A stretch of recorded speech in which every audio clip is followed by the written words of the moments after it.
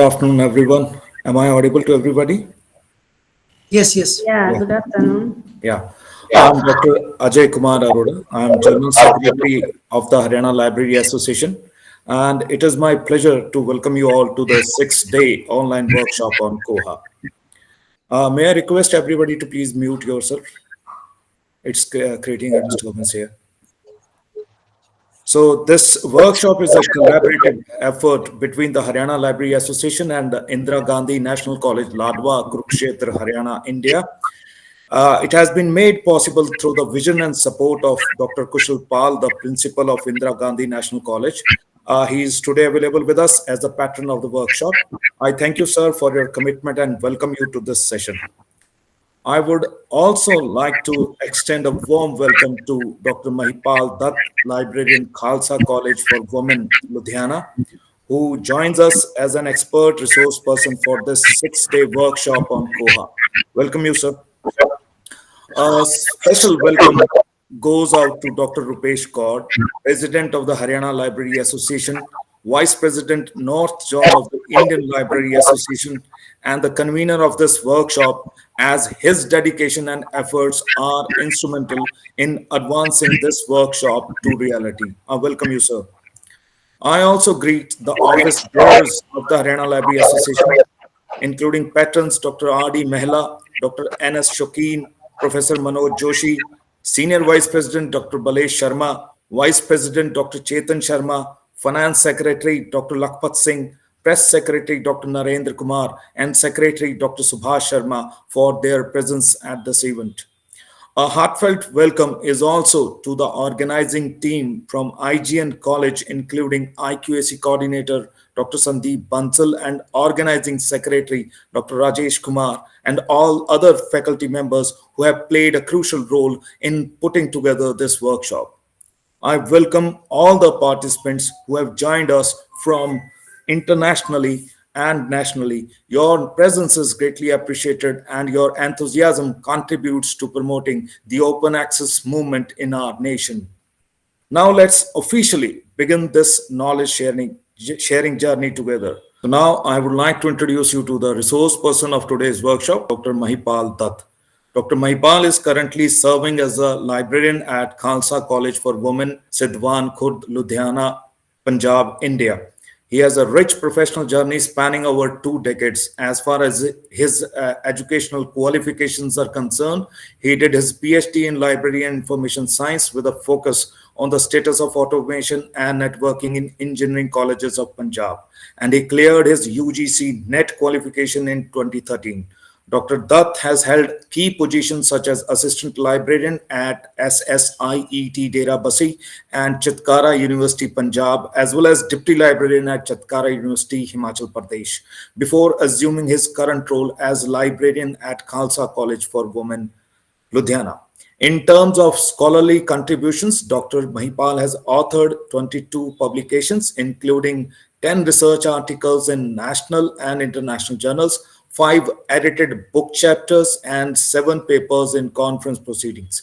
His technical expertise spans library automation, particularly in Koha installation and implementation for over 50 libraries, as well as digital library creation using the Caliber e-book management system and various integrated library management systems. His extensive knowledge in research support services includes information source management, citation and reference management, plagiarism detection tools, open access research guides, and research data management. Dr. Dutt actively contributes to the professional community as a resource person in numerous workshops on Koha, with recent participation in the Department of Personnel and Training sponsored 3 days training program on library software Koha, organized by Mahatma Gandhi State Institute of Public Administration, Government of Punjab at Chandigarh in October 2023. Furthermore, his international engagement in the Koha community is evident through participation in events such as the Koha US Annual Conference in September 2022, the International Conference on Koha in Islamabad, Pakistan in September 2021, and the 2 days International Conference on Koha organized by BLA Ind Koha in October 2021. With this, I welcome you, Dr. Mahipal, and request you to highlight the workshop's objectives for the participants. Sir. Thank you, Dr. Saab. Dr. Saab, am I audible? Sir, you are. You are. Okay, okay. Honorable Dr. Kushal Raj, sir. Kushal Paul, sir. Principal, IGN College, Ladwa. Dr. Narendra Singh Shokin, sir. Dr. Rupesh Gaud, President, HLA. Dr. Ajay Roda, Secretary, HLA. Other distinguished guests joining us virtually. Ladies and gentlemen, good afternoon to all of you. First of all, I extend my heartfelt gratitude to the authorities of Haryana Library Association. Special thanks to Dr. Rupesh Gaud, President, and Dr. Kushal Pal, sir, Principal, IGN College, Ladwa, for providing me with the incredible opportunity to connect with all of you, a community of intellectual minds, even in this virtual setting. It is truly an honor to be a part of this enriching experience. In a world that is increasingly connecting digitally, the chance to engage with like-minded individuals virtually is a valuable and meaningful endeavor. The commitment of organizations like Haryana Library Association and institutions like IGN College Ladwa to facilitate such interactions is commendable. Also, your presence here is a testament to your commitment to continuous learning and professional growth. I'm delighted to welcome each and every one of you to this one-week Koha workshop. Over the next few days, we embark on a journey to explore the vast possibilities that Koha, the open source integrated library system, presents in the world of library management. Koha is not just a system. It's a gateway to efficiency, collaboration, and innovation in libraries. Throughout this workshop, we will dive deep into its functionalities, discover its features, and understand how it can revolutionize the way we manage and organize information. As your resource person, my aim is to guide you with this exploration, addressing your questions, and helping you gain hands-on practice with this platform. We will be using demo sites, so don't worry about making mistakes. This is a safe space to learn, experiment, and grow. I encourage active participation. Feel free to ask questions, share your thoughts, and engage with your fellow participants. Remember, the best learning often happens through collaboration and interaction. I look forward to our shared exploration of knowledge and exchange of ideas. Thank you once again for this privilege, and I am excited about the intellectual journey we are about to embark upon together. Thank you, one and all. Thank you, Dr. Mahipal, and I'm confident that your academic excellence and expertise in Koha will benefit the participants in every possible way. So now, as we conclude this inaugural session, I would like to once again express my sincere gratitude to Dr. Kushal Pal, Dr. Rupesh Gaud, and Dr. Mahipal Dutt for gracing this occasion with their invaluable insights. I also acknowledge the support of the office bearers of the Haryana Library Association and the organizing team from IGN College for their tireless efforts in making this workshop a reality. Lastly, I express my gratitude to all the participants for joining us on this knowledge sharing journey. Your enthusiasm and engagement will undoubtedly contribute to the success of this workshop. Now I hand over the session to Dr. Mahipal Dutt, where he will delve deeper into the world of Koha. Thank you and wishing everyone a fruitful workshop ahead. Over to Dr. Mahipal, please. Is my screen visible, sir? Yes, sir. Yes, sir. It is visible. Okay, okay, right. So today, first of all, we will learn about the ILMS. What is an ILMS and why Koha is preferred over other ILMS?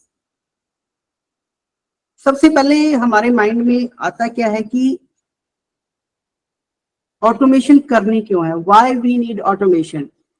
As we know that to provide right information at right time in the right form. May I request everyone to please mute their microphones? So first of all, the first question comes in our mind is why automation? Why we need automation? So as we know, providing right information at the right time to its users is the objective of our library. And the use of ICT tools raises expectations of the users very high to seek the right information. That's why we need to automate our library services. What is our automation? Automation is nothing but the use of machinery. When we use machines to save human power and time, it is called the automation of services. Likewise, it is in all the fields, and in case of library automation, the conversion of manual procedures, the procedures which we do manually, we convert those to computerized ones. Like in a manual system, we have card catalogs, but in a computerized system, we change it with the OPAC. Likewise, in circulation, from cards to integrated library. Please mute your mics. All are requested to mute the mics. Hanji. So, library automation is to automate the library services. The services we provide to our users to automate those services is library automation. So next comes in our mind is what is an integrated library system? Integrated library system is a system where all the modules of a system share a common bibliographic database. In an integrated system, we enter bibliographic data only once, and all the transactions involving that book are linked to its bibliographic records. We enter the data once, and whenever we are getting the reports, or whenever we are circulating it, getting the catalogs, or using the OPAC, every time it's using the one and only one record. That is why it is called integrated library system. All the system functions are integrated. So we can very well understand the significance of library automation. To improve, it improves control over collection. It improves the existing services, as well as we can introduce new services with the help of library automation. It avoids duplication of work, and it saves the time of the staff and readers and provides new services to the users. So next comes in our mind is what is a library software? Which library software should we use, and what is a library software? So as we know, there are many types of softwares. There are open software, there are free softwares, there are proprietary software, there are shareware, and so and so. In case of Koha, or in case of library ILMSs, there are major of two categories: open source software and proprietary software. Proprietary is which is solely owned by someone, and the source code is not publicly available. It's a guarded secret. In case of open source software, where source code, what is a source code? Source code is the code through which the programmers create and modify the software. That code is available freely on public platform. With that code, we can modify it, we can distribute it, we can share it with others. There is no limitations on modifying or creation or changing or sharing, distributing this software. So that's why it is called open source software.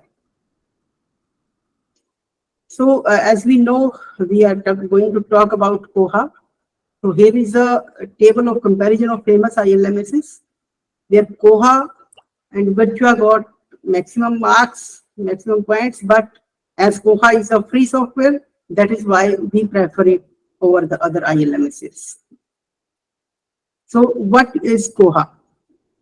We are going to learn about some things like what skill sets are required for Koha implementation and maintenance, what are the hardware requirements, what are the software requirements, what are Koha releasing schedules, types of implementation, installation, and how we keep updating ourselves with the changes.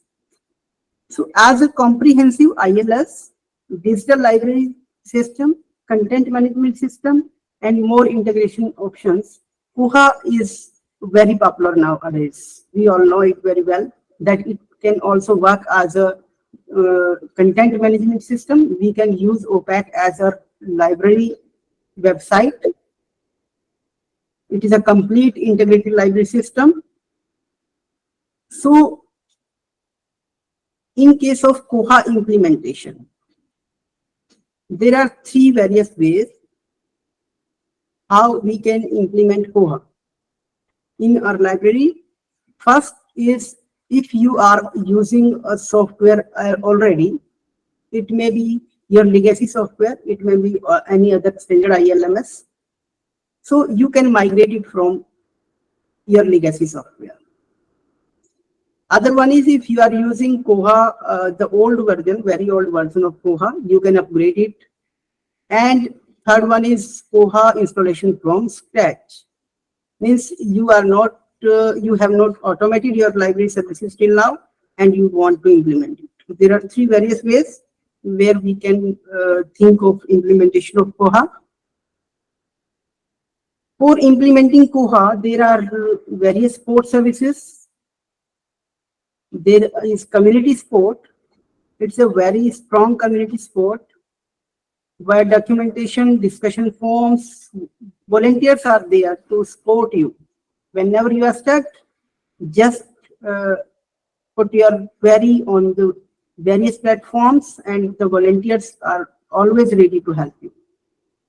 In addition, there is commercial support. There's Koha support based on payments through freelancers and companies are there. There are very well-renowned companies. So for installing Koha, there are still some technical requirements. There are some softwares which are required, although they come in bundle. These are Debian or Ubuntu-based Linux operating systems, MariaDB or MySQL relational database management system, Apache web server, Perl, Jabra or Elasticsearch is there.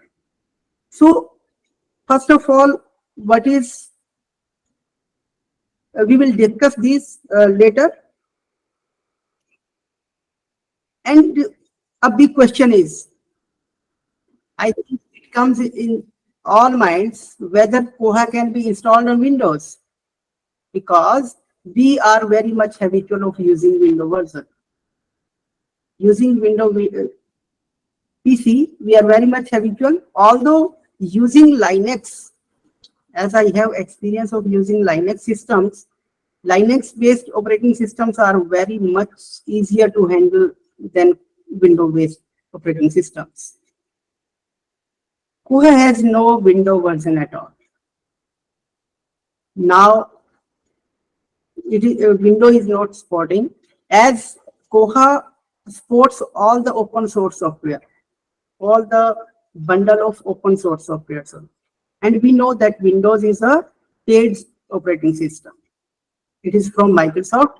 So we are not just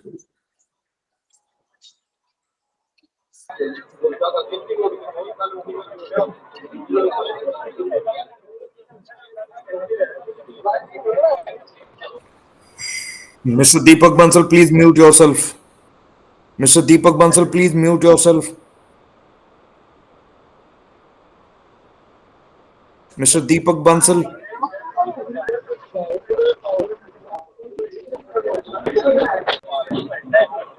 Yes, sir. Yes, sir. Hello? Hello? Ji, Dr. Mahipal, Yes, you are yes. audible. Yeah, please. So, as we know that Koha has no Windows version. Earlier in the early stage, it supported Windows, but nowadays it has no as such updates, no latest updations, it's not scheduled with the Koha Windows support. As we know that developers has more control on Linux based operating system other than Windows. As we know, it is a paid service and it doesn't provide the developers free hand to use it freely and to modify. Linux operating system is suitable to host web applications, and it is very difficult to run viruses and malware on Unix based systems. That is why we use Koha, Linux based systems for installing Koha, like Ubuntu or Debian. There are some skill sets that are required. These are some of the skill sets, like we need some Linux basics. We should know how Linux can be handled.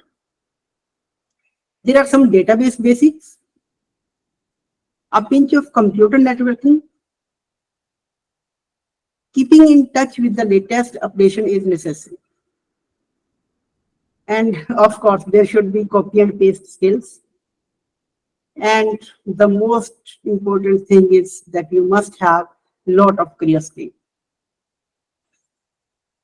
So in case of Linux basics, we should know at least some basic things like how to open the text editors, how to copy and move files and folders, what are the commands for cron jobs so that we can schedule the jobs, and what are the file permissions. These are some of the basic commands that we should know. We should at least know. I'm not saying that we should be developers or we should be the programmers or we should handle it very much efficiently, but at least we should know what are the basics of Linux. How does it happen? How a terminal is opened? How we can go into the administrator mode? How we can use the sudo command and all? What sudo does? And how we can use the text editors, how we can generate the reports, how we can make the cron jobs work, how we can make the files, give the permissions to the files, administrative and others. So likewise, we should know some Debian or Ubuntu basics.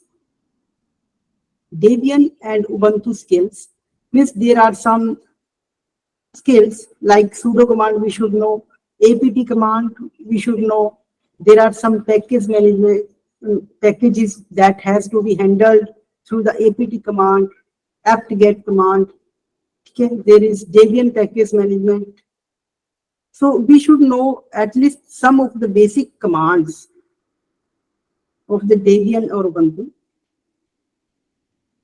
Likewise, there are some commands from database where we should have the knowledge how to manage the database, how to create and delete the database backup and restore,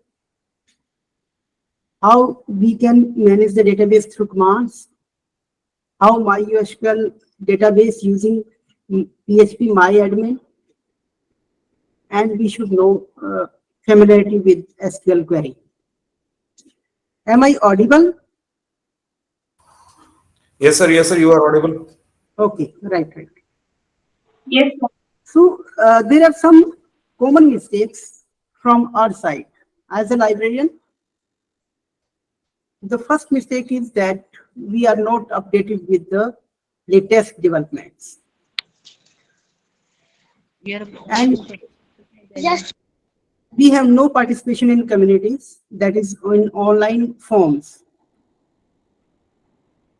And one more thing is, we are very much reluctant to use all modules with Koha.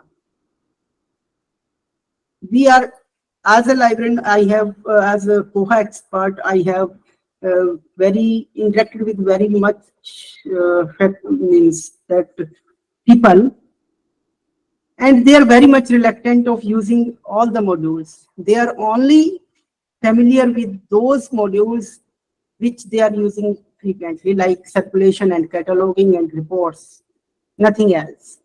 So we should not be reluctant to use those modules. Libraries still follow manual methods. It's from our side mistake that we should use some software, if not Koha, but we should all automate our services with ERP or with any other standard ILMS.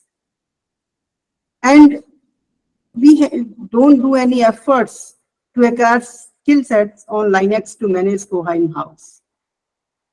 We are dependent on the freelancers and companies. It's a great mistake from our side that we are very much reluctant. We have the fear that it may be destroyed, it may be damaged, but nothing as such. So I hope we will not make these mistakes in future. We will be tech savvy and we will try to change the things. So it is a major thing that we should accept changes and we should keep in touch with the latest developments. These are some of the recent changes in Koha. So my aim is to see you this thing that there should be changes every time, as we know that there are changes in every new version, latest version. So we should be familiar with those changes. This is our Koha community page, from where we can check the installation manual, and there are documentation on this Koha page. We can very well have all the resources and all the forms, online forums are there, freelancers are there, volunteers are there, and there is so much documentation. Everything is available. Koha manuals are there. Koha wiki is there. So we should, first of all, whenever we are thinking about Koha, if you are thinking about installing Koha, you should have the knowledge about Koha community page. All the resources, all the documentations are available, all manuals are available. You should read the manual first.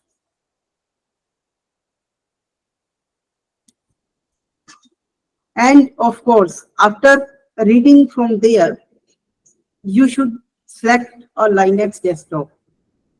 Which Linux or which flavor of Linux you want.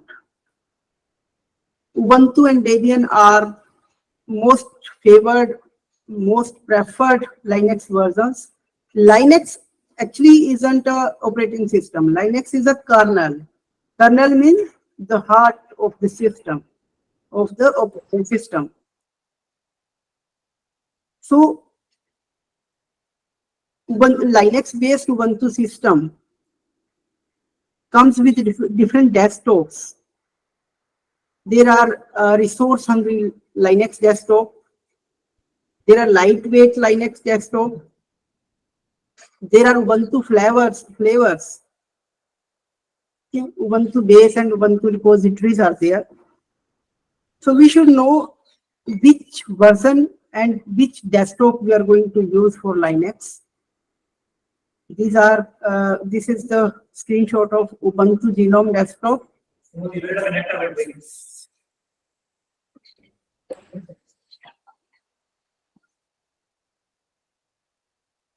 And of course, we should use a good profile computer. There should be a good configuration of our system. As we can see that Ubuntu on a low profile computer comes like this. Hardware selection for Koha, when we consider, just 1 minute. Hanji.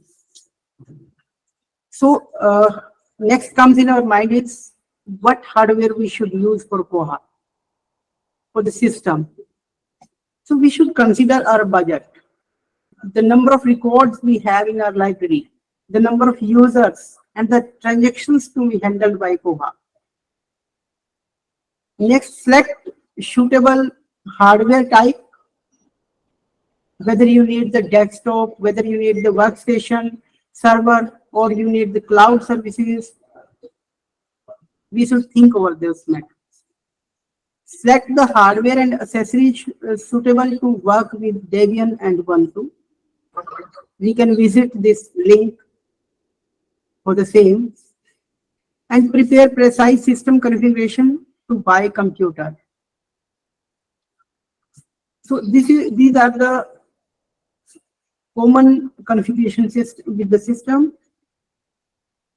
Intel i5, 8 GB RAM, and at least 512 GB SSD.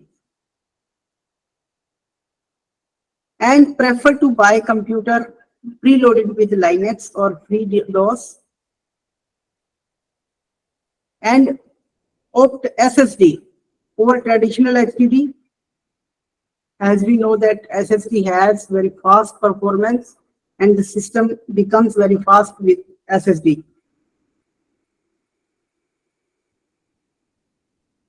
A standard SSD can reading speed of 550 MB per second and write it at 520 Mbps. No doubt it is a little bit high, we have higher price, but SSDs are very much fast in working. So prefer SSD over HDD. Likewise, we should know whether we need a desktop or a workstation PC for implementing Koha. In a common library with up to 50,000 records, I think a desktop with good configuration is enough. No need of workstation is there.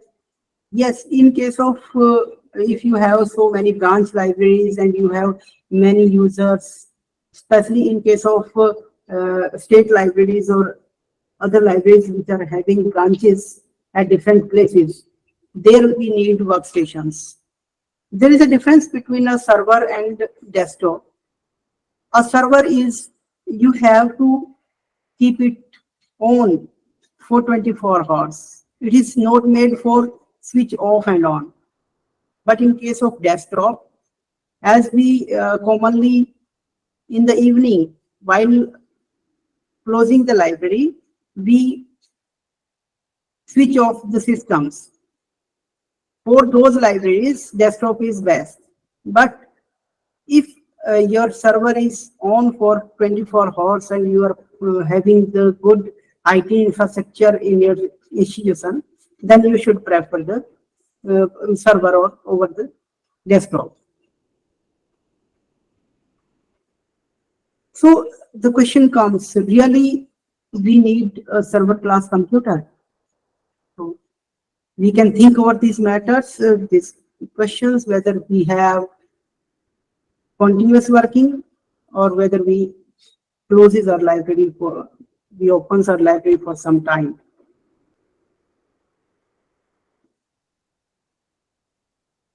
Another one option, good option, is to install Koha Cloud.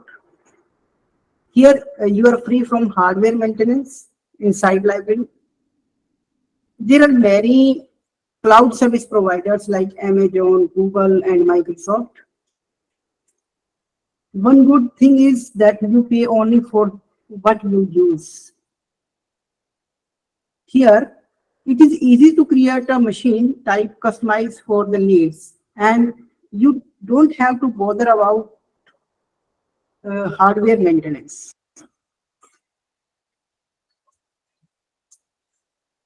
So next comes is what are the releasing schedules? Why we use Koha? As we know, Koha is updated very in a very regular feature time period. A major version release every 6 months in the month of May and November. The last released is in November 23. The major version which releases is has YY.ML schedule. Like there is a version which is released in May 23 should have the numbering system 23.05. A version which is released in November 23 is having 23.11. In addition, every month a bug fix is released also available. So you can very well understand that it updates very frequently.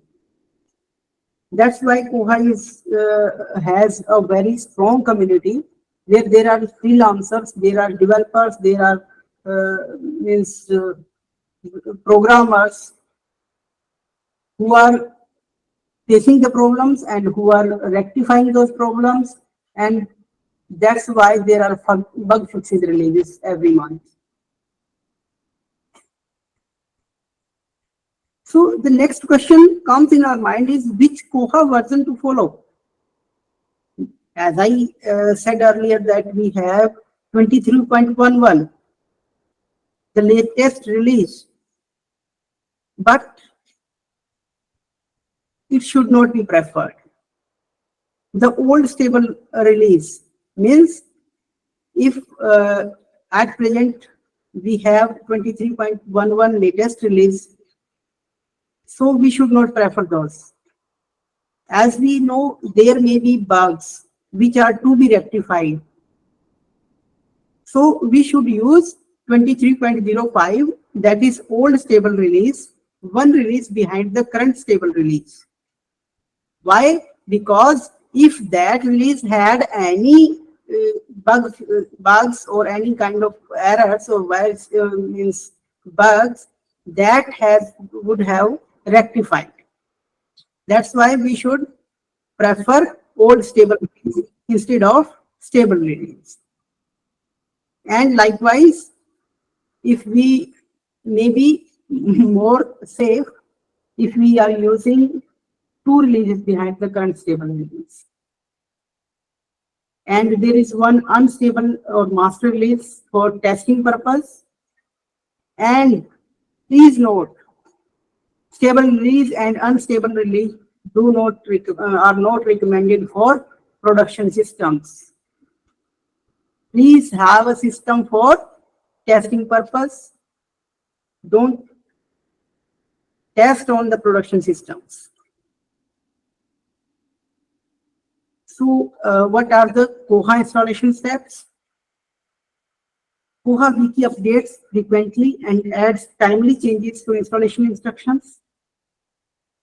As I have said, strictly follow Koha Wiki, wiki.koha-community.org for first-hand reference. There are documentation, there are manuals where you can refer. Library professionals curious to try Koha installation, don't try on production computer. As I have said earlier, please have a test machine and try. If you are having one single machine, use VirtualBox, or you can have dual operating systems, but please don't try on production computers as it may cause damage to your database and your data. And so next is what are the methods of installation. There are various methods. You can install using Ubuntu or Debian packages, using GIT, Tarbell.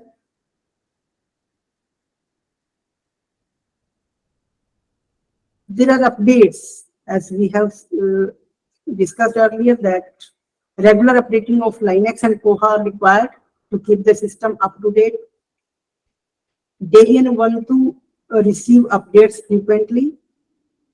There are monthly updates of Koha. New features and bug fixes add to the Koha when it updates, and expect database structure changes. So be ready for the updates. If you are curious, if you are ready to update, then you can use it in a very efficient way. You can install it yourself. There is nothing as such, and you can use it in a very efficient way. You can keep updated the system. There are very good features in every updates, so we can use and give our users better library services with the help of those services, and with if we are keeping in mind the updates. So there is a page after installation about Koha, where we can find the details of Koha, which Koha version we are using, and what are the other software packages which are being used. So again, it is very necessary to get updates on Koha. Koha is a community-owned project, and the development is fast. So as I have said, always expect new changes in technical matters, features, and functions. Koha users need to keep in touch with the development. Then only successful Koha management is possible. These are some of the helpful resources which you can note down. Next comes is the system requirements. If we are ready to install Koha, what are the minimum system requirements? As we have said, that we can use the desktop version, the server, or the workstation as per our requirements. But what are the minimum requirements? So the minimum hardware requirements are, we need at least 4 GB RAM. The better is the higher configuration. If we are having 16 GB RAM, that is the best. If we are having 8 GB RAM, it is better. But at least we must have 4 GB RAM to run Ubuntu-based operating systems. There is at least 80 GB hard disk drive for running Ubuntu-based operating systems. There are software requirements like a Linux server should be there, Apache, MariaDB, MySQL, Perl is there. So you must have root access to the server, and a good internet is required. So these are some of the system requirements for installation. After installation, you can see it is the screenshot of OPAC, where we can use it as content management system or library website for our library users. There are many features, as I have said. If we are hoping we are ready for the updates, then it has very good features, like it is a great feature for keeping records of our library users in our management system.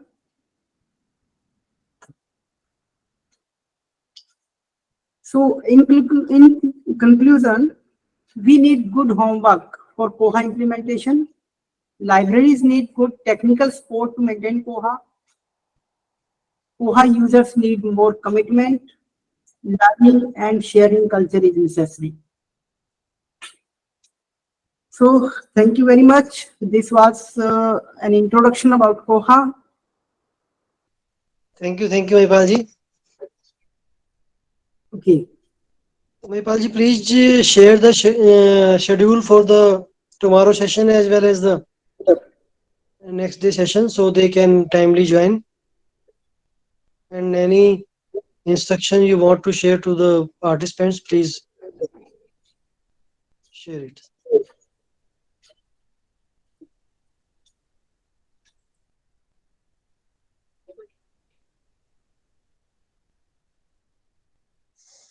Yes, if anyone has question, any question here?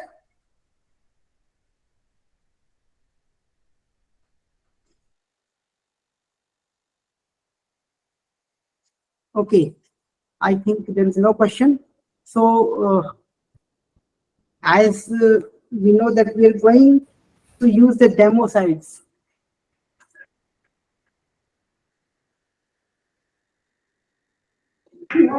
That's for a small query. And yeah, yes, yes, please. Sir, can the Koha support the QR code, sir? QR scan to the user's entry. Actually, I'm not getting what you are asking for. He's asking for that whether QR support is there in Koha or not. Whether QR code support. yes, Code support. yes, yes. That's why I was stressing on updates. If you are if you are keeping yourself update with Koha features, there are so many features. It is a standard ILMS. It is of international standards. It is using international standards. That's why it is using QR code. You can use. Thank you very much, sir. Okay.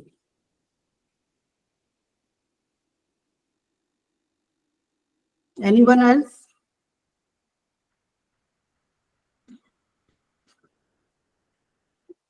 Okay, let's start with the practical journey. I hope that all of you are having a laptop or desktop with you.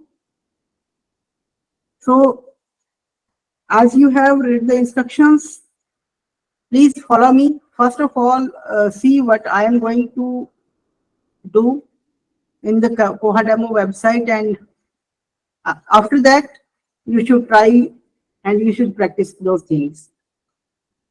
When you have the query, please raise your hand in the chat box or type in chat box that we will reply. So first of all, just 1 minute, I'll share the screen. Is it visible now, sir? Yeah, it is visible, kind of. You are, yes, right now you are on Koha. Koha, Demo site, no? Yes. yes. These are demo sites which are available on kohacommunity.org page. Here we can see there are many vendors who have provided these services. Here we can choose anyone, whichever version we want. Suppose I am going to choose this Catalyst IT Limited Australia. For that, we will use staff login credentials, staff and staff one. So for the staff interface, I'm going to use this.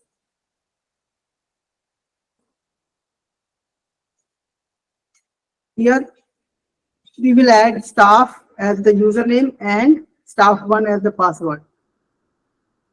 We will log in into staff interface. This is staff interface of Koha, where you can see at the home is we have many modules. So various modules are there. You can use Koha for any kind of library, any type of library. May it be the smallest one and may it be the largest one. First of all, what we need in case of a physical library, imagine we are going to establish a physical library. What we need? We need a place. We have to give the place some name. That is, it is a library. After that, what we need? We need three things. There are three major components of a library, which are staff, users, and the documents. So we are going to establish a library, like a physical library in Koha. You also establish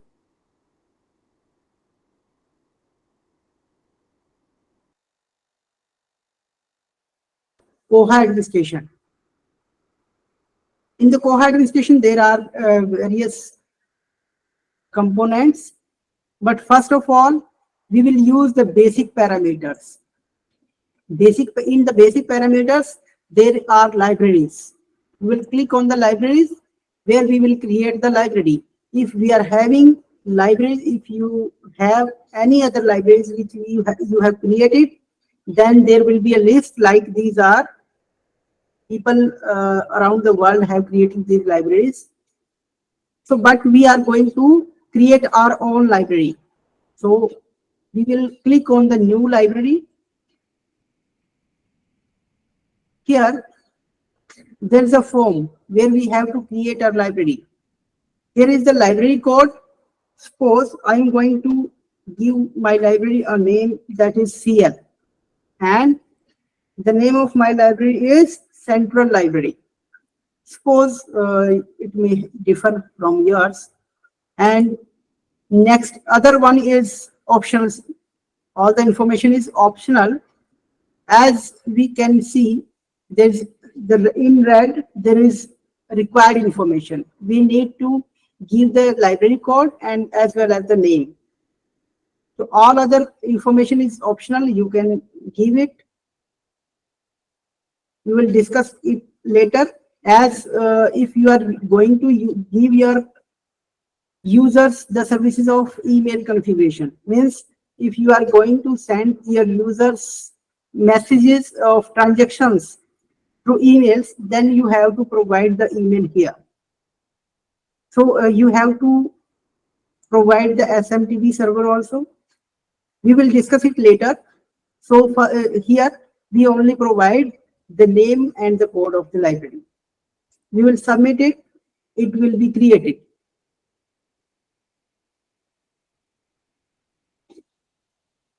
And another card when adding this library, the barcode. Okay. We will create another one.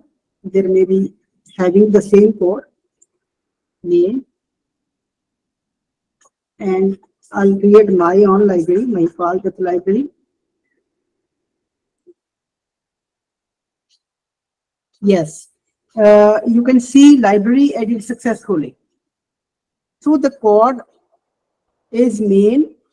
Here you can see Mahipal Dutt library.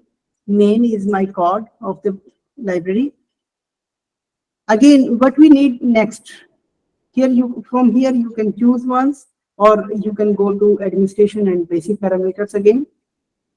What we need again, if you are having many branch libraries, then you can create the library group. And for now, we are skipping this.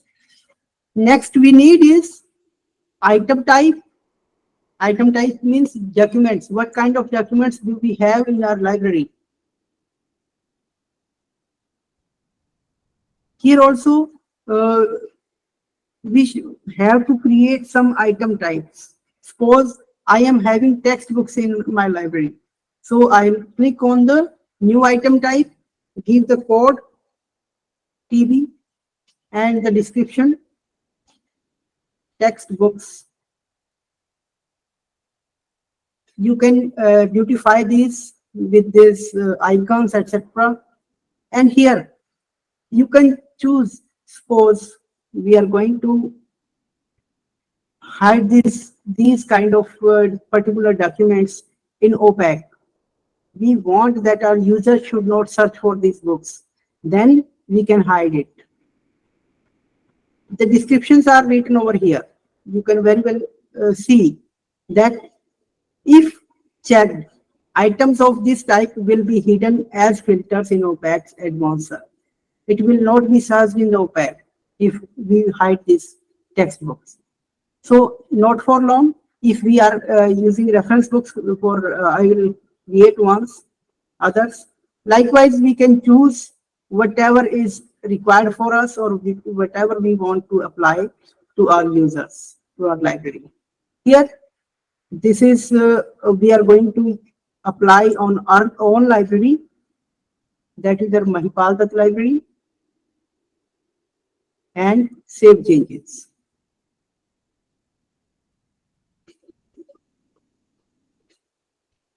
And suppose I have some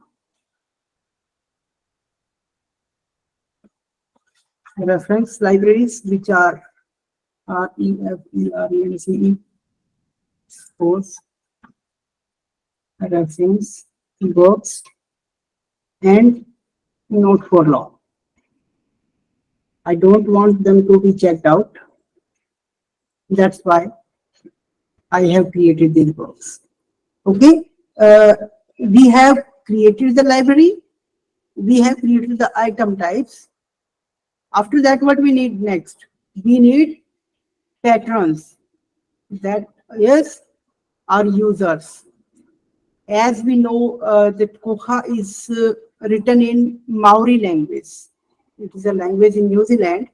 It is written in Maori language. That's why it has some keywords like patrons, barcodes, and extent for pages. There are some keywords which are of Maori language till now. So here you can use the word patron is designated for the users. So we will use pattern categories. First of all, we will define here in the pattern and circulation. In the basic parameters, we have defined libraries, we have defined item types. After that, in the pattern and circulation, you can see it from here also. If you click on administration, you can see after basic parameters, there are pattern and circulation. Here, we will define the pattern categories. In the pattern category, there may be of many types. Like in a college library, I may have non-teaching staff, I may have teaching staff, I may have students of various classes. So we will create one new category, or we may have from these, like I have teaching staff. Here, this is the enrollment period for how much time they will be our users. For an instance, I am going to fill for 12 months. Password expiration days, you can enter. If any kind of, for example, in public libraries, there may be any age restrictions. So age required, upper age limit, or if you have any enrollment fee, you can enter here. Or whether this type of users are required to overdue notices, if their books are overdue, whether they require notices, you can check them here, yes or no. These are the various features where we can select or deselect or left this, skip these features. But here in the category type, you have to choose. Suppose I have chosen teachers, which are the professionals, and from which library. Suppose I have my own library, my private library. Here there are some default, like password reset in OPEC. Whether we want them, these kind of users, these type of users, to reset their passwords in the OPEC. Do we want them, or do we don't want them to for these features? So by default, follow system preferences, open reset password enabled, means they can reset. It is the by default. So you can change it here, allowed or not allowed. Likewise, can they change their password in the OPEC? Do you want them to give that feature that they can change their passwords? Likewise, we can. It is by default enabled. We can disable it. Minimum password length, we can keep any check, like for 8 words or anything, 8 characters. So likewise, these are the features here. These are some messaging preferences for this particular pattern category.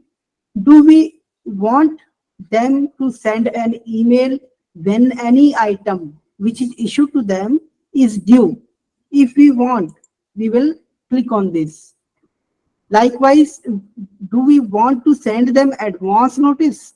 If we want to advance them send notice, how many days do we want to send them advance notice? Like for example, I want them 2 days before coming of their due date. I want them to send an email.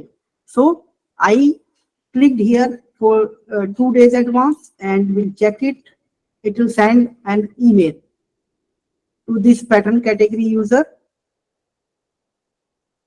Likewise, if when any item is returned, do we want them to send an email automatically that your book is returned today and all the other particulars of the book? Likewise, do we want any email to be sent while issuing the books? If we want, we will save it.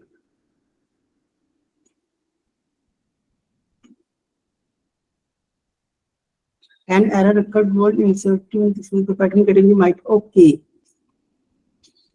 There may be, yes, T is already, if your code is already there, it will not save. So we have to change your code.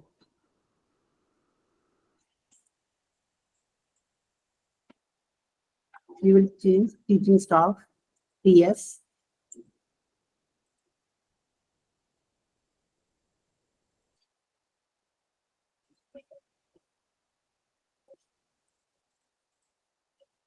And save.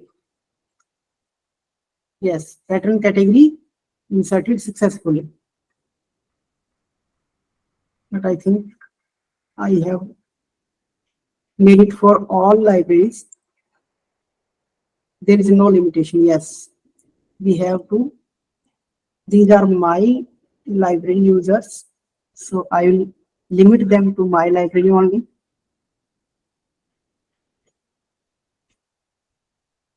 Okay, we have now created pattern category, means we have staff, teaching staff, we have non-teaching staff. We will create non-teaching staff. Likewise, we can create the categories. Okay, after that, in the pattern and circulation, what we have done? We have created the library, we have created the item types, we have created the pattern categories, and now we have to define the circulation and find rules. These are required so that it will automatically implement these rules. We can select a particular library. Suppose I want rules for my library only. Here for this, we have teaching staff as a pattern category user. Here we have to define all these rules. हमने किया क्या है? What we have done, that there is a pattern category. एक pattern category है हमारे पास teaching staff, जिनमें these are the item types. जो हमने item type हमारी लाइब्रेरी में बनाई, वो item type आपके सामने है. अब इन item types को आप क्या एक particular rule के follow, जैसे suppose what we need, suppose I have textbooks in my library and I want that my teaching staff can get 5 books issued, 5 textbooks can issued for a period of 1 month. But I have reference books also in my library, but I want them not to be checked out. So I will define here that my teaching staff should have textbooks and how much current checkouts allowed.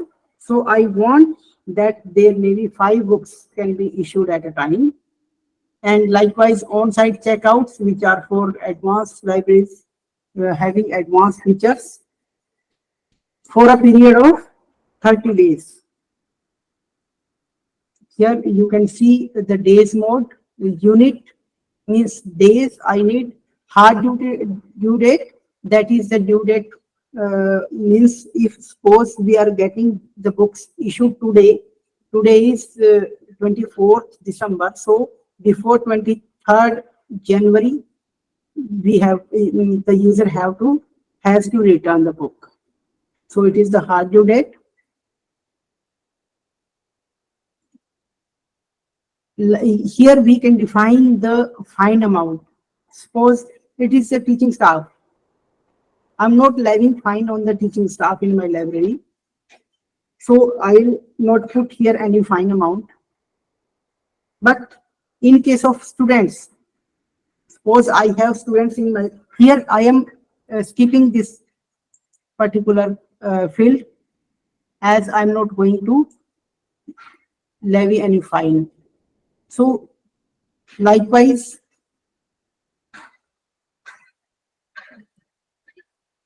if I levy, suppose I levy 2 rupee fine per day, 2 rupee per day per book, and fine charging interval is 1 day.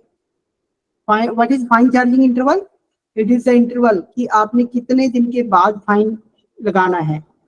Daily लगाना है तो आप fine charging interval जो है 1 दिन का रखेंगे. Daily अगर फाइन लगना है, 2 दिन बाद 1 दिन छोड़ के लगना है, 2 दिन छोड़ के, क्योंकि ये कभी कहा जाता है कि कोहा जो है वो आपके पास चावल है.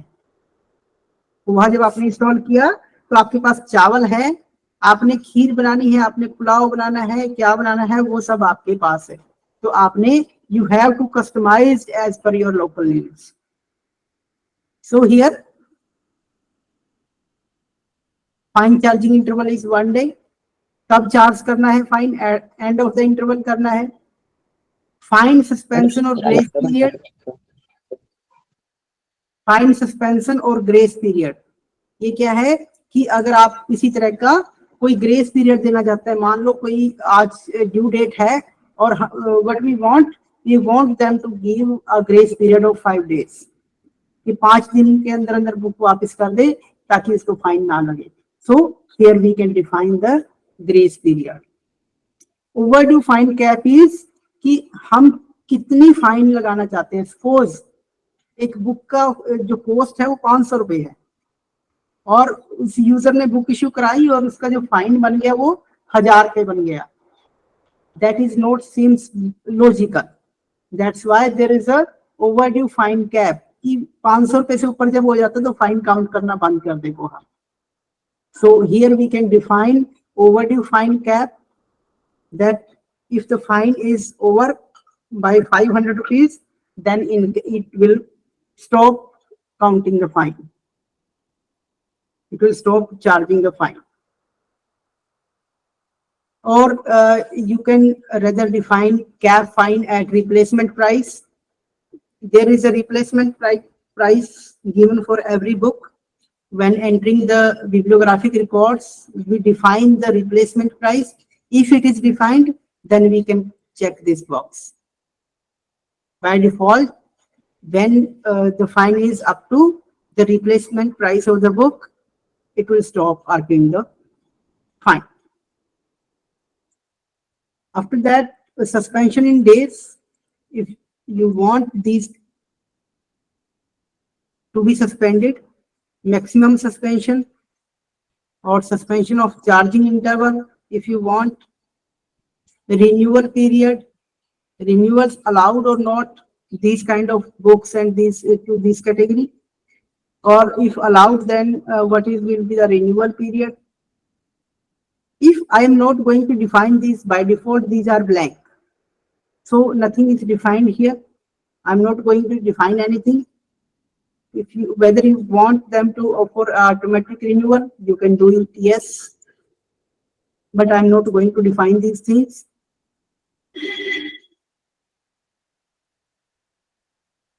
These are so many fields which we can define. After defining all the fields or the required fields which we need, after that we will save it.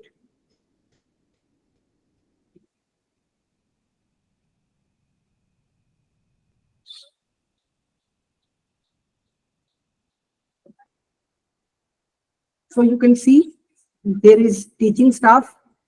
For the item type textbooks, the rules are defined. There will be a loan period of 30 days for 5 books. Means that the teaching staff is entitled to borrow 5 books at a time for 30 days.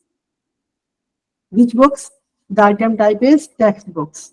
Likewise, the teaching staff can also borrow reference books.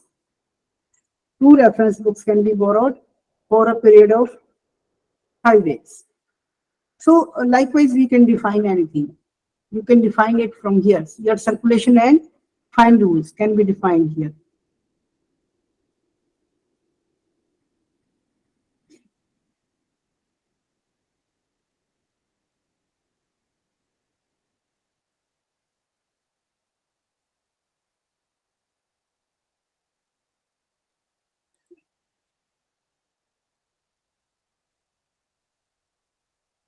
Okay, here one more thing is, just a minute. Yes, आप देख सकते हैं यहाँ पे इसके बाद after defining this, there are default checkout, hold and return policy, default checkout, hold policy. By pattern category, you can define total current checkouts allowed to a particular pattern category. Means, what does it mean? It means that a teaching staff can get 5 books borrow from library, whether these may be textbooks or these may be reference books, but in total this pattern category user can borrow only 5 books. Likewise, these are the fee refund policy, cancellation policy is there if we want to define it, or we can skip these.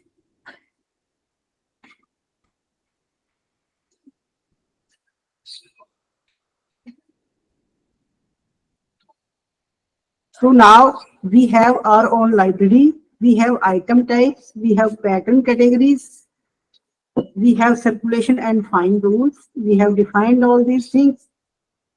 After that, in this administration, we can define these pattern attribute types, library transfer types. We will discuss it later. Likewise, in accounting, debit types, credit types, plugins. Plugins are, there are various types of plugins to provide the extensions. Like I have told you in the PPT, in-out management system, that was plugin. And there are new arrivals. There is a Corasol. There are plugins. So we will manage the plugins here. We will do it later at a later stage while customizing the OPAC. There are jobs. Jobs are, suppose there are various jobs. We are migrating the data. I will show you when we will migrate the data. So here are the catalog related administration. Mark bibliographic record framework. These are the frameworks for cataloging data. So here create and manage bibliographic frameworks that define the characteristic of your mark records. We know what mark is. There are records in the mark format. So there are, just 1 minute, I will show you. There are some bibliographic frameworks in Koha already.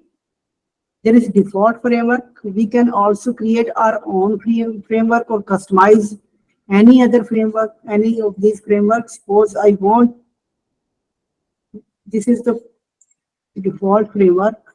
Here, I want to change something. I can view mark structure.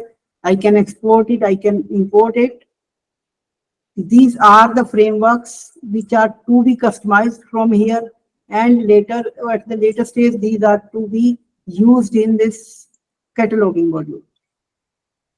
After customizing from here, if you want to customize any framework, this will be reflected here in the cataloging. While staging a record or for import, or while using the new record, if we suppose we want to enter new record, we will use here these frameworks. Here you can choose, here you can see these frameworks here. We will do changes at the administration level, and it will be reflected while cataloging here. So we can understand these are the frameworks we want. By default, these are changed ones. For suppose for books, booklets, workbooks, models, CDs, these are different kinds of framework already defined. In case we want to define anything, or we want to change, we want to customize, we can do it from here in the administration.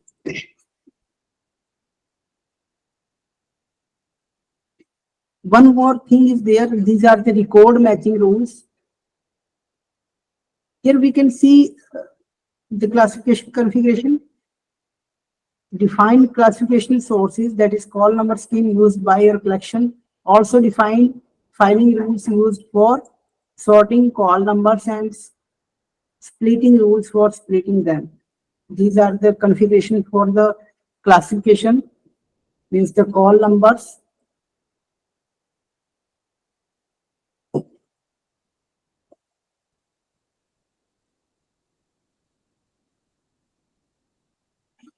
These are various types of classification schemes that are being used. The classification sources, the filing rules, we can define it or we can leave it by default. Default rules are there. These will be shown by default. Here is the record matching rules. Record matching rules is, suppose we have a book in our database already. कोई book है जो मान suppose fundamentals of database system एक book है. We have it in our library. We have 5 copies of this book. और जो 5 new copies आती हैं हमारी library में, तो we have to define them. हमें we have to direct Koha whether these 5 books are other ones or these are the 5 copies of the same book which we have in library earlier. So if we have defined our record matching rule, while entering the bibliographic records, it will match those records which are we are going to enter in Koha. It will match those records, and as per our instructions, it will act accordingly. If we want these records to be replaced by the new ones, it will replace the new ones. Or if we want these to be left behind, then it will leave the new record. It will ignore the new records and it will add the item types. Suppose I have defined here, I'm going to define one thing. Suppose there is a code. I'm going to tell it that there are a record, already defined record, and but I am going to define that if the title and the author of any book is similar to that of already entered in the database, then please ignore the book, ignore the record of the book, don't enter a new record. Rather, please enter the books, the items in the record already available in the database. So I'm going to define the record matching rule for that title and author. Suppose I have a match threshold of 100.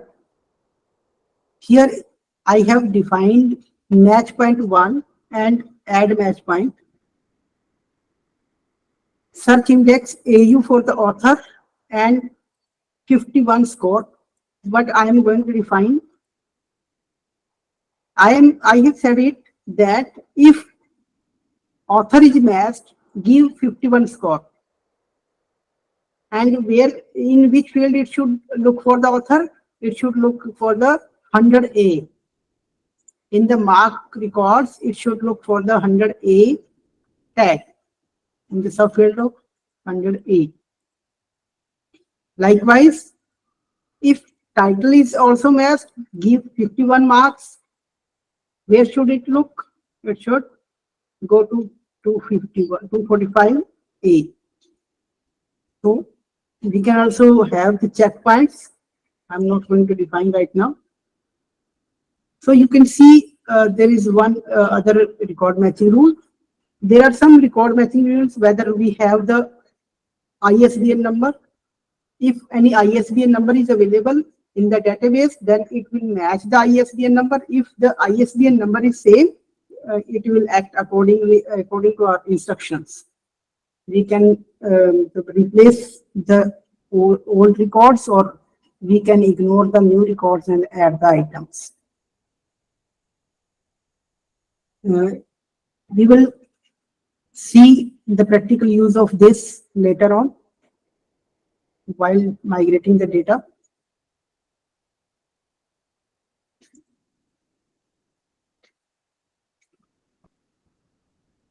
These are the acquisition parameters for university libraries or libraries having the budgets, funds.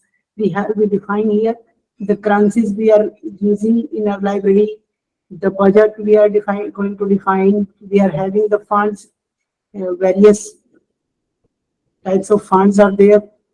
So these from here we can define those budgets. If we are having a budget of 2 crores course, so we will define here automatically. There will be, suppose we are going to have a budget of 1 crore for print books, automatically. Hello, am I audible? Yes, Hello? you are. Yes, you Yes, are. sir. Okay, right. So after that, there are additional parameters. Here we can define the SMTP servers, Z39. These are Zebra servers from where we can fetch the records. Later on, we will use these practically. So I'm just going to give you an overview. Here are the system preferences. I'll click on this. These are system preferences for various modules. Suppose like there are for accounting, for acquisition, for administration. These are the preferences, how we are going to customize our Koha. Suppose we will go one by one.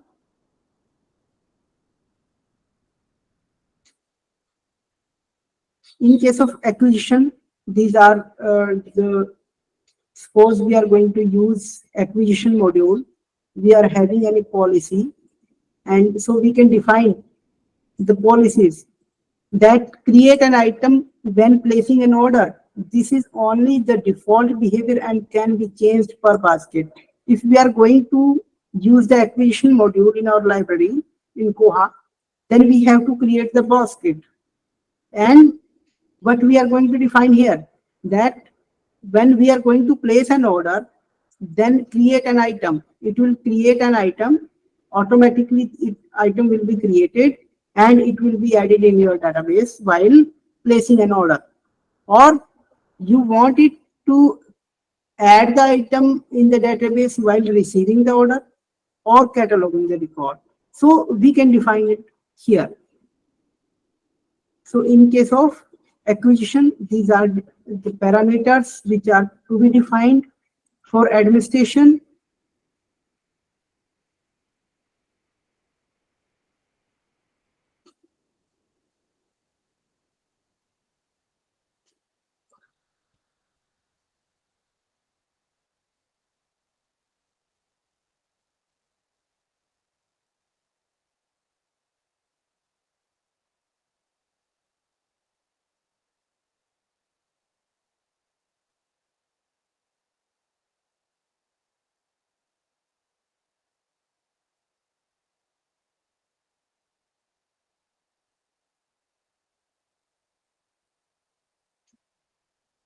So these are the various options for suppose these are the options for interface, whether we are going to use suppose default view when editing circulation rules.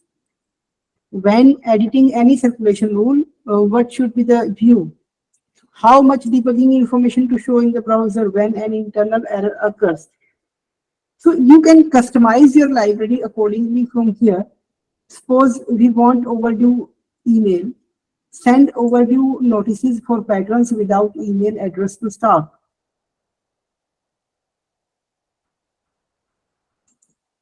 Don't send, we can do it, we can change it from here. Likewise, these are the login options. Library selection when logging into the staff interface, don't force or you can force it. So likewise, we can define the search engine. These are the options where we can define it, how much we want our library. By default, these are the defined. These are not required, but you can play with these, customize it accordingly. Suppose I want, just 1 minute.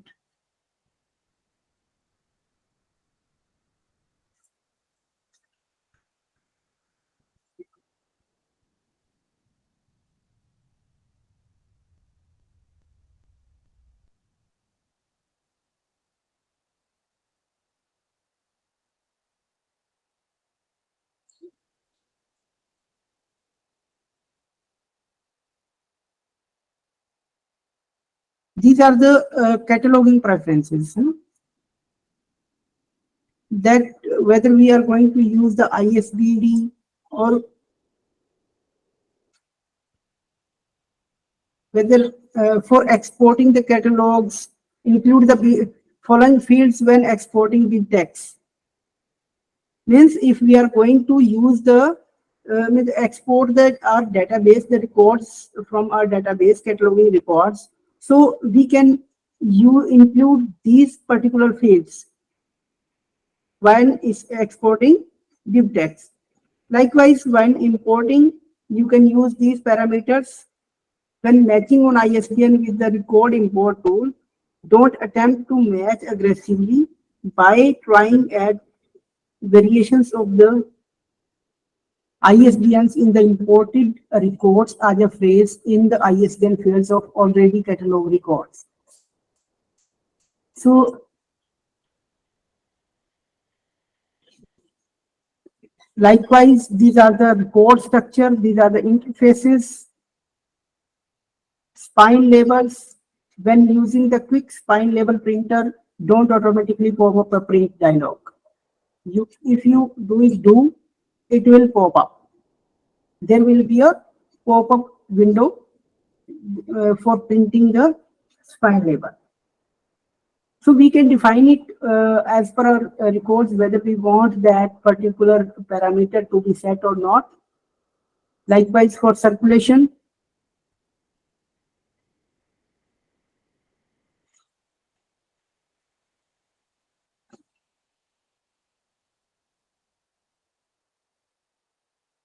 batch checkout policy. A batch checkout means we can allow the batch checkouts or checkouts to a batch, or patrons categories allowed to check out in a batch. These particular patron category may be chosen. So likewise, in the check-in policy, automatically confirm a transfer when the model is dismissed without clicking yes. Don't. By default, you can do it. Returning of items that have been lost. Don't block or block. So we can define whether we want to block returning of those books which are lost by the users. We want those books to be returned, or we want to block them, that it should not be returned. And returning of items that have been withdrawn, we want to block, that it should not be returned. It depends on your own library rules, whether what you have defined the rules. Likewise, here you can define the rules in the Koha also, so it will act accordingly.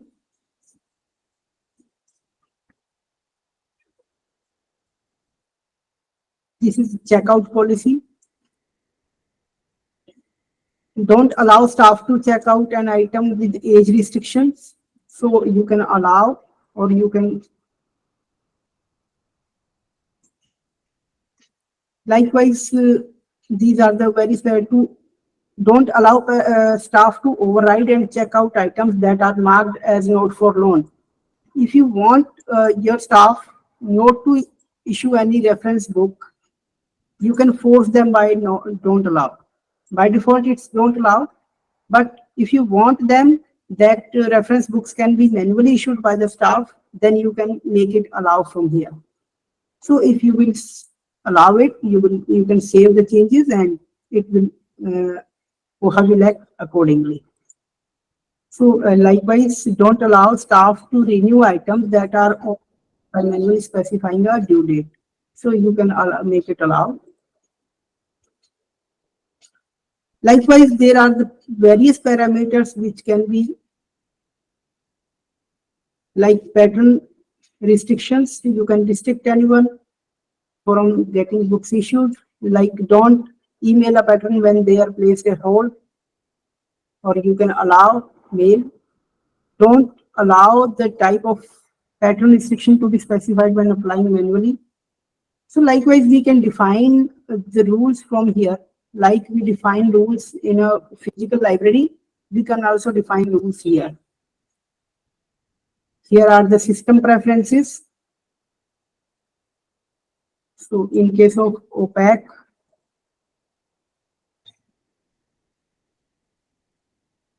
we can see the appearance.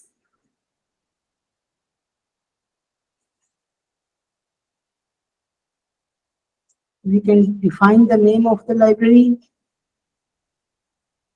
We can use the image opaque favicon. Here we can give the link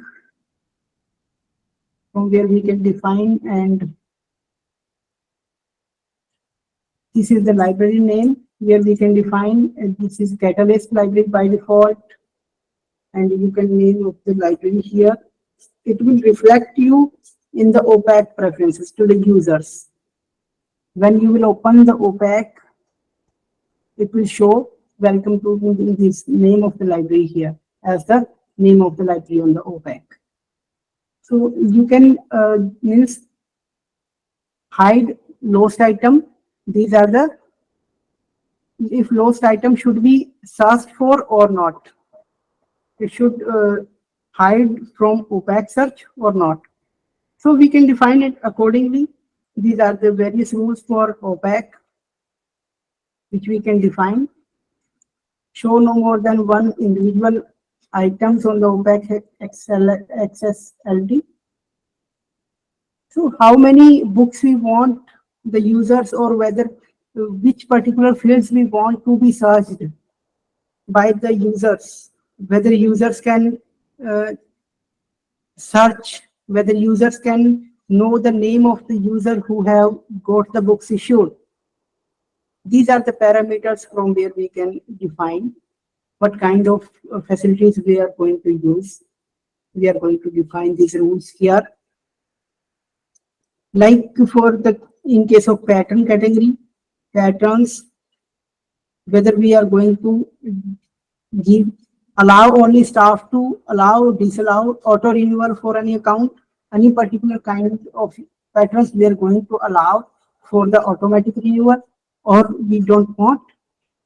Likewise, don't enable the ability to upload and attach arbitrary files to a borrower record. Allow or don't allow. So charge a fee when a pattern changes a category with an enrollment fee. So there are various options like fee on change pattern category. This is if you want to charge a fee, if anyone is going to change his category. So max fine is there. The late fine for all checkouts will go up to these US dollars. So here we can define how much fine should be levied upon a particular pattern category user. Pattern images are there. Don't allow is by default. Images to be uploaded and shown by patterns on the staff interface. So whenever we are going to create a user, pattern category user, by default, it is not allowed. Just 1 minute. I'm going to give you a demo.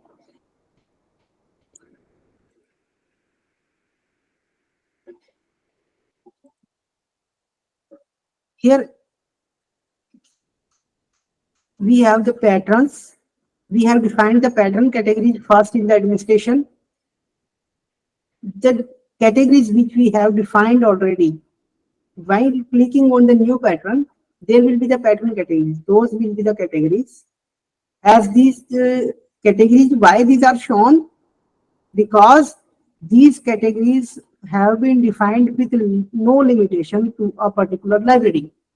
But if other library persons are using those library, our library users will not be shown to them because we have defined a particular library limitation.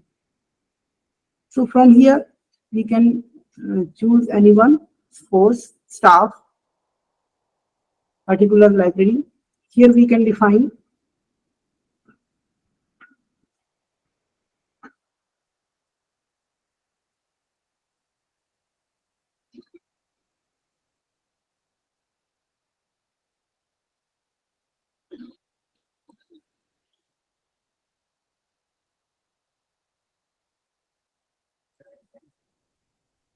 I have created one user. By default, there is no image allowed to be inserted. But if I allow here,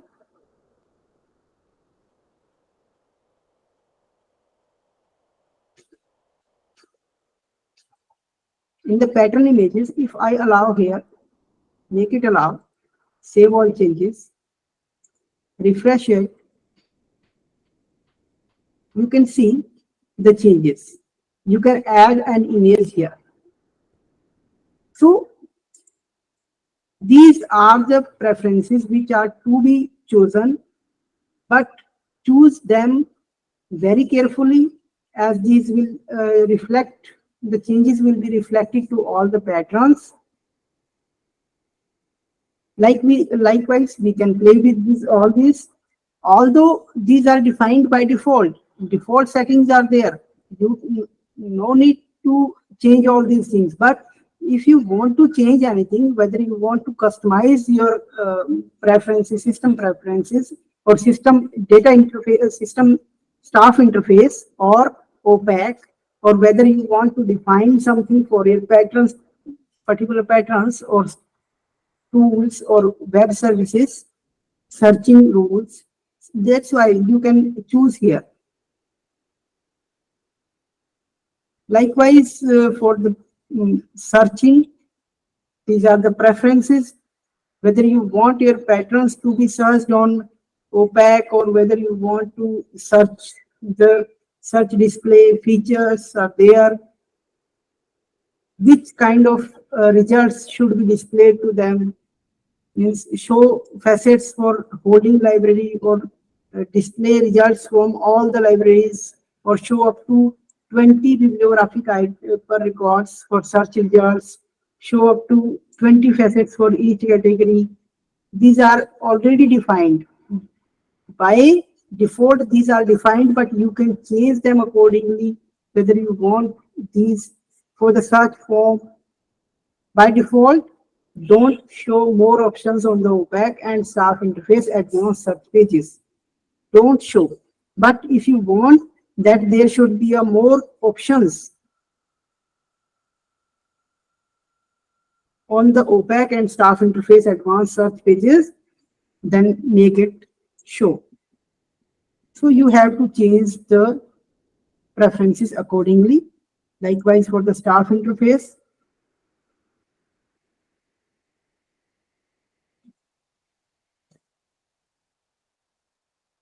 These are some of the changes.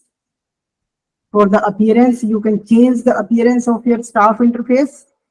By default, these are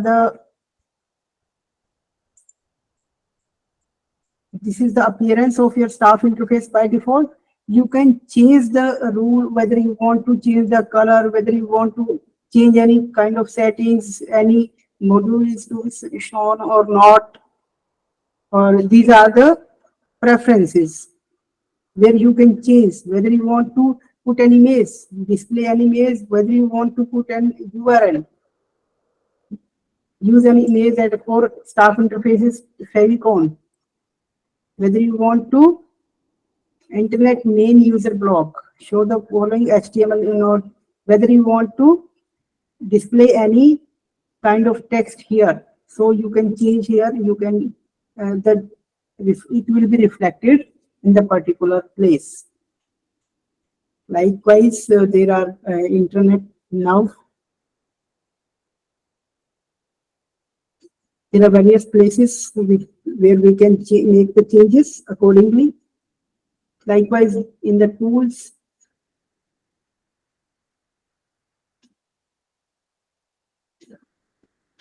there are barcode separators, there are batch items, news, whether you want to change pattern cards, limit the number of creator images stored in the database to 5 images, upload first temporary file days. So you can very well understand that if we want to change something, we are to go to system preferences. So we for the any kind of changes in the Koha staff interface or the opaque, we have to change it into administration, and in administration we have to do the changes in the system preferences. So I hope I am able to make you understand the basic overview of this Koha today. I think the time is over now. We are going to please ask the questions if you have any query. We request participants, if they have any query, they can put it to Dr. Mahipal. Or if they want to say something, if they have some feedback about it, they can also share it. Yes, whether if you want any kind of improvement from my side, or if you are seeing anything complaining, please let us know. Hello Hello. Yes, you are audible. नमस्कार Mahipal sir. मेरी हाँ। एक query थी। मैं एक चीज पूछना चाहती थी कि कोहा सॉफ्टवेयर में क्या फुटफॉल काउंट का कोई प्रोविजन है? हाँ जी, बिल्कुल है। मैंने उसके आपको बारे में पीपीटी में उसके हाँ बारे जी, में कहीं बात नहीं हुई। हाँ, मैंने आपको पीपीटी में शो किया था इन आउट मैनेजमेंट सिस्टम। हाँ, इन आउट मैंने देखा था। हाँ हाँ, ये जस्ट वन वो हाँ जी सर। मैंने हाँ आई नो, मैंने ये फर्स्ट स्क्रीन देखी थी और इसी को देख के मेरे माइंड में ये क्वेरी आई थी। हाँ, ये आपको बाद में ये एक्चुअली अलग से प्लगइन्स होते हैं। हाँ हाँ, और ये प्लगइन उसमें इंस्टॉल करना होता है। ये मैं आपको दिखाऊंगा जब हम इंस्टॉल करेंगे ना, इंस्टॉलेशन के बाद। Okay okay okay okay sir. तो फिर ये अलग से प्लगइन्स होते हैं, ये एक्सटेंशंस हैं। जैसे हर एक उसकी हम जैसे एंड्रॉइड फोन आप यूज करते हैं ना, उसमें अलग अलग एप्लीकेशन, व्हाट्सएप आपने डाल दिया, आपने कुछ और डाल दिया, है ना। यस इस सर, तरह यस। एक्सटेंशंस हैं, प्लगइन्स हैं, प्लगइन्स आप यूज करती हैं। Okay okay, thank you Mahipal sir, thanks हाँ अ जी, लॉट, वेरी गुड, जी। बहुत अच्छे से। Thank you Ajay sir. Thanks, Dr. Chitra. Thank you. Anybody else, if they have any query, they can put it, please. Sir, Dr. Mahipal, there is a question. If I want to install Koha software in my library, any charges for that? No, there are no charges at all. It is free, and not only free, it's open source. There is a difference between free and open source even.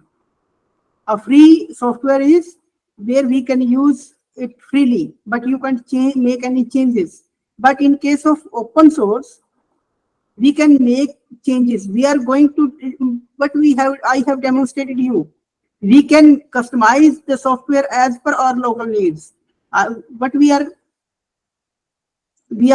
customizing it as per our local needs. We are defining the rules. We are defining the system preferences. So Koha is going to act as per our local needs. So there is no need to install Koha, no need to pay anything. Yes, of course, if you want to take support from any business partner or from any company, they are definitely going to charge you. But if you want to install it yourself, there is no need as such. There are no charges from Koha community. The only charges are from the provider. If anyone is going to provide you the installation support or customization support or any technical support, he's going to charge you, but no charges from Koha community. So anybody from our international friend, I'm seeing Musa Lipala. If you have any question, you can put it.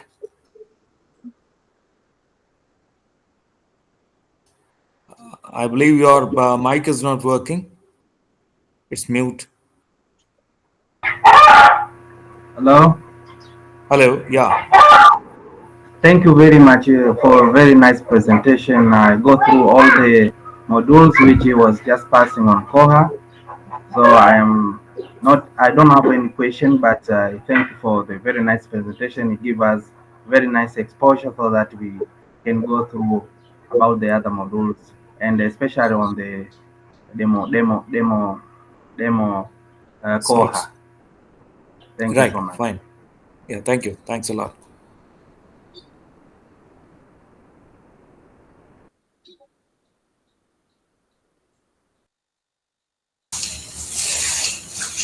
Mahipal ji, please share the next day schedules to the participants so they can timely join.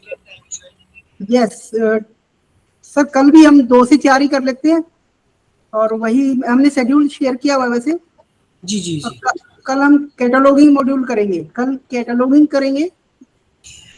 Mahipal ji, maybe there may be some practical portion where we can conduct to during the हाँ, कल morning में practical practical aspects पे हम first half में you can do practical of the previous session and then हाँ, next. कल sir पहले 1 घंटा में डेमो कराऊंगा, उसके बाद प्रैक्टिकल्स करेंगे ये सब पार्टिसिपेंट्स, और जो भी क्वेरी होगी फिर वो हम हैंडल करेंगे. So tomorrow again we are going to meet at 2 o'clock of the Indian Standard Time, and I believe what Dr. Mahipal has told us that he is going to take the demo class for the next 1 hour, and after that he will go for the practical aspect of it. So again, thank you, Dr. Mahipal, for your time and for your support to Haryana Library Association and to the Indra Gandhi National College. And with this, we conclude the session of today's. And tomorrow we will meet again. Thank you. Thanks a lot. Thanks, everybody. Thank you very much.